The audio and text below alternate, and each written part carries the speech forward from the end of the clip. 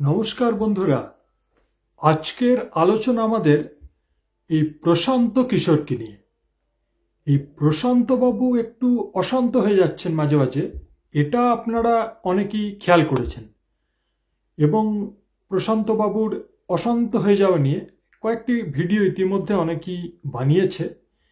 তো তারই সূত্র ধরে আমি দুই একটা সাটল পয়েন্ট আছে যেগুলো আমার মনে হয়েছে এখন অবধি যা আলোচনা বঙ্গ রাজনীতির পরিপ্রেক্ষিতে হয়েছে সেখানে ওই কয়েকটা সাটল পয়েন্ট, সেটা খুব একটা বিস্তারে আলোচনা হয়নি। তাই আমার মনে হলো আমার যেটা মতামত বা যেটা আমার মনে হচ্ছে সেটা আপনাদের সাথে একটু ভাগ করে নিই। আপনারা এটা নিয়ে কি ভাবেন অবশ্যই আমাকে কমেন্ট বক্সে লিখে জানাবেন। আমরা সকলেই জানি যে এই প্রশান্ত কিশোর, যিনি আইপ্যাকের স্থাপনা করেছিলেন এবং বিভিন্ন রাজনৈতিক দলকে উনি বিভিন্ন নির্বাচনে জিততে সাহায্য করেছেন, তার ইতিহাস ভূগোল আমরা মোটামুটি সবাই জানি। সাম্প্রতিককালে বলা ঠিক নয়, প্রায় বছর খানেক হলো, 2-3 বছর হলো উনি দাবি করেছেন 2021-এর পশ্চিমবঙ্গের যে বিধানসভা নির্বাচন তার পরেই যে উনি আর সেভাবে কোনো রাজনৈতিক দলের হয়ে কাজ করবেন না, উনি নিজে বা রাজনীতিতে ঝাঁপাবেন। সেজন্য উনি এখন বিহারের গ্রামে গ্রামে ঘুরেও বেড়াচ্ছেন, বিভিন্ন গ্রামে রাত কাটাচ্ছেন, মানুষের সাথে কথা বলছেন। খুবই ভালো, সেটা খুবই ভালো প্রয়াস। প্রশান্ত কিশোর এমনিতে খুবই বুদ্ধিমান মানুষ, এ নিয়ে তো কোনো সন্দেহ নেই। ইউনাইটেড নেশনের হয়ে উনি স্বাস্থ্য ব্যাপারে, জনস্বাস্থ্যের ব্যাপারে, পাবলিক হেলথ, সে নিয়ে অনেক কাজ করেছেন। পরবর্তীকালে আপনারা ওনার ইতিহাস সবাই জানেন। নরেন্দ্র মোদীর হয়ে উনি কাজ করেছেন 2013 সাল বা তারও কিছুটা আগে থেকে, যখন নরেন্দ্র মোদী গুজরাটের মুখ্যমন্ত্রী। সবই ঠিক আছে, উনি যদিও বলেছেন যে ওনার সাথে আর নির্দিষ্ট কোনো রাজনৈতিক দলের কোনো সম্পর্ক নেই, তবুও আমরা সবাই জানি যে ওনার সাথে টিএমসির একটা অন্যরকম সম্পর্ক আছে, এটা বলাই যায়। কারণ উনি আমাদের রাজ্যের যে মূল রাজনৈতিক দলগুলো আছে তার মধ্যে উনি বিজেপির এখন খোলাখুলি বিরোধিতা করেন। বামেদের সাথেও ওনার কোনো সম্পর্ক নেই, বামেরাও ওনার সম্পর্কে খুব ভালো কিছু বলেন তা নয়। আর কংগ্রেসের সাথে ওনার সম্পর্ক কি সেটাও সকলের জানা আছে। হ্যাঁ, রাহুল গান্ধী সম্পর্কে ওনার কি মূল্যায়ন, অধীর চৌধুরী সম্পর্কে ওনার কি মূল্যায়ন, সেটাও উনি বিভিন্ন ইন্টারভিউতে বলেছেন। এছাড়া এটাও উনি বলেছেন যে আমাদের মাননীয় মুখ্যমন্ত্রী মমতা বন্দ্যোপাধ্যায়, তার সাথে ওনার এখন আর কি রাখির সম্বন্ধ, রাখি বাঁধেন, সেটা উনি নিজেই খোলাখুলি বলেছেন।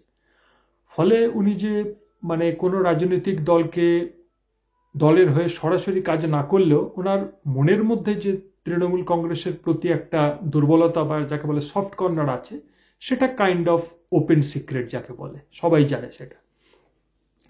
তো সেই পরিপ্রেক্ষিতে উনি যে মন্তব্যটা করেছেন যে এবার বিজেপি পশ্চিমবঙ্গে সবথেকে বেশি সংখ্যক আসন পাবে, সেটা নিয়ে তার পিছনের অভিসন্ধি কি সেটা নিয়ে অনেকেই মন্তব্য করেছেন। বিশেষ করে যারা বিজেপির সমর্থক যে ইউটিউব চ্যানেলগুলি আছে বা টিভি চ্যানেলগুলি আছে, তারা এটা নিয়ে প্রতিবেদন করেছেন। এবং তার মূল যে বক্তব্য হলো যে যেহেতু 2021 সালে উনি যে মন্তব্য করেছিলেন যে বিজেপি 100টা সিট পেরোবে না, এবং সেটা মিলে যায় অক্ষরে অক্ষরে। এবং এছাড়া অধিকাংশ ক্ষেত্রে তার প্রেডিকশন খুব ভালোভাবে মিলে গেছে, কারণ তাঁর সংস্থার মাধ্যমে ডেটা কালেক্ট করে খুব থরলি উনি কাজ করেছেন এতদিন অবধি, সেগুলিকে বিশ্লেষণ করেছেন, অনেক ডেটা কালেক্ট করেছেন, বিভিন্ন স্তরের মানুষের মন উনি বুঝেছেন, সবগুলি প্রশংসনীয়। সেই হিসাবে অনেকেই বলছে যে এটা বলার অর্থ যে বিজেপি যাকে বলে ইংরাজিতে একটু কমপ্লিসিট হয়ে যায় আর কি, একটু আত্মতুষ্টিতে ভোগে, এবং সেই সুবাদে তৃণমূল কংগ্রেসের লাভ হয়ে যায়। আমারও মনে হয় এই মূল্যায়নের পিছনে একটা যুক্তি আছে। অবশ্যই একটা মানুষ তার মনের ভিতরে কি আছে সে তো কারোর পক্ষেই বোঝা সম্ভব নয়। আমরা যারা রাজনীতি নিয়ে আলোচনা করতে পছন্দ করি, রাজনীতিক যে ঘটনাবলী সেগুলোকে বোঝার চেষ্টা করি, আমরা বড়জোর সেটার বিশ্লেষণ করতে পারবো, তার বিভিন্ন দিক থেকে সেটাকে মূল্যায়ন করতে পারবো, অ্যানালিসিস করতে পারবো। এর বেশি আমাদের তো সত্যি করার কিছু নেই। মানুষের মনের ভেতরে ঢুকে কি আছে বোঝা আমাদের পক্ষে সম্ভব নয়। তো সেই যে এই যে অ্যানালিসিসটা, যে এটা বলে দিই যাতে আমার প্রেডিকশন ঠিক হয়েছে, এই ভেবে বিজেপির লোকেরা আত্মতুষ্টিতে ভোগে, এবং তার ফলে যেহেতু বিজেপির সাথে তৃণমূলের লড়াই, তাতে তৃণমূল লাভবান হয়ে যায়। এবং যেহেতু উনি অভিষেক ঘনিষ্ঠ এবং ভেতরে ভেতরে ওনাদের মধ্যে এখনো সম্ভবত যোগাযোগ আছে, তাতে মানে ওনাদের মধ্যে ভেতরে মানে যেটাই গিভ অ্যান্ড টেক কি রিলেশন তো আমরা জানি না, তাতে উনি ওনার যে পছন্দের দল তাকে বলতে পারবেন দেখো আমি এটা বলে তোমাদেরকে জিতিয়ে দিলাম বা তোমাদের উপকার করে দিলাম। কিন্তু এখানে আরও 2-3টে শাটল পয়েন্ট আছে।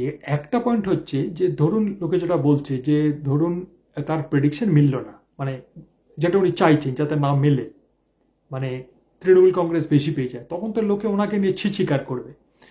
সেখানে ওনার কিন্তু লাভ আছে। লাভটা হচ্ছে যে এই যে আলোচনাটা বাজারে চলছে যে উনি বিজেপির ক্ষতি সাধন করার জন্য যাতে আত্মতুষ্টিতে ভোগে, যেটা 2021 সালে হয়েছিল বলে অনেকের অভিমত, এমনকি দিলীপ ঘোষও কিছুদিন আগে একটা ইন্টারভিউতে বলেছেন, যাতে সেই ফাঁদে বিজেপি পা দেয়। ফলে যদি ওনার প্রেডিকশন না মেলে, মানে বিজেপি যদি না পায় যেটা উনি চাইছেন, বাজারে যেহেতু অলরেডি কথাটা ঘুরছে, ফলে তখন উনি বলতে পারবেন দেখো আমার এই মানে চালটা কিন্তু এই ফাঁদে বিজেপি পা দিয়েছে, তার মানে আমি তো এটাই চেয়েছিলাম, আমি তো জেনে শুনেই মিথ্যা কথা বলেছিলাম। সেক্ষেত্রে কিন্তু ওনার লাভ হয়ে গেল। আর যদি প্রেডিকশন যদি মিলে যায়, মানে বিজেপি যদি সত্যি মানে অনেক বেশি আসন পায়, তখন বলবে দেখো আমি তো বলেছিলাম।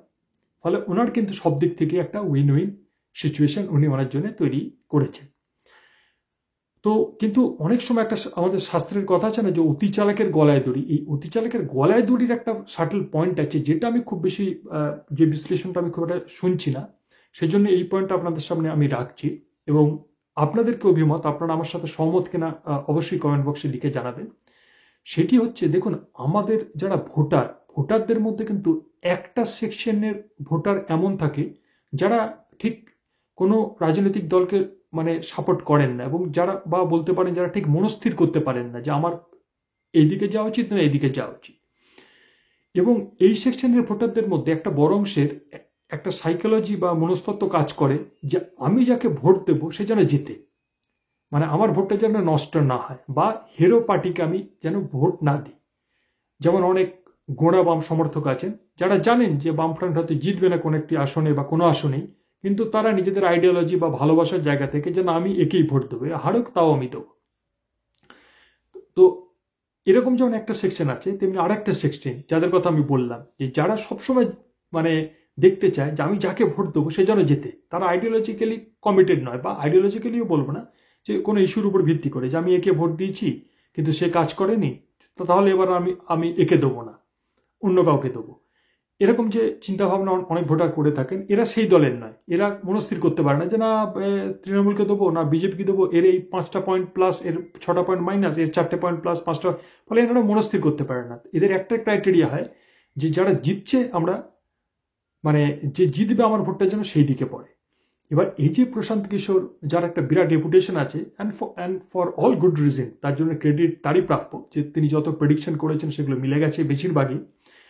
তো সেই কথা ভেবে যে উড়ো ভোটার যে আচ্ছা প্রশান্ত কিশোর বলছে বিজেপি জিতবে, চলো তাহলে বিজেপিকে দিয়ে দিই, ফাঁদে ফেলতে গিয়ে তৃণমূলের উপকার করতে গিয়ে প্রশান্ত কিশোর আবার এই অপকারটা মানে করে দিলেন কিনা সেটা কিন্তু মূল্যায়ন হচ্ছে না। যে এই যে উড়ো ভোটার যারা সবসময় দেখতে চায় যে আমি যাকে ভোট দেবো তারা যেন জেতে, প্রশান্ত কিশোর এইটা বলে দিয়ে যেন এবার বিজেপি জিতবে বেঙ্গলে, এইটা বলে দিয়ে ওই সেকশনের ভোটারদেরকে উনি বিজেপির দিকে ঠেলে দিলেন কিনা, এটা কিন্তু আলোচনা হচ্ছে না। এটা কিন্তু হতে পারে, এবং সেটা মানে হয়েছে কিনা সেটা কিভাবে বোঝা যাবে তার কোনো সদুত্তর আমার কাছে নেই। আপনার কাছে থাকলে অবশ্যই লিখে জানাবেন। এবং এই পয়েন্ট যেটা আমি বললাম আপনাদের, এই পয়েন্টটা কোনো ভ্যালিড পয়েন্ট না, এটা জাস্ট আমি একটা আমার ফিগমেন্ট অফ ইমাজিনেশন, আমি কল্পনা থেকে বলছি, এর কোনো সারবত্য নেই। সেটা অবশ্যই আপনারা কমেন্ট বক্সে লিখে জানাবেন। সকলে ভালো থাকবেন। আবার অন্য কোনো ভিডিও নিয়ে আপনাদের সাথে খুব শীঘ্রই দেখা হবে। নমস্কার।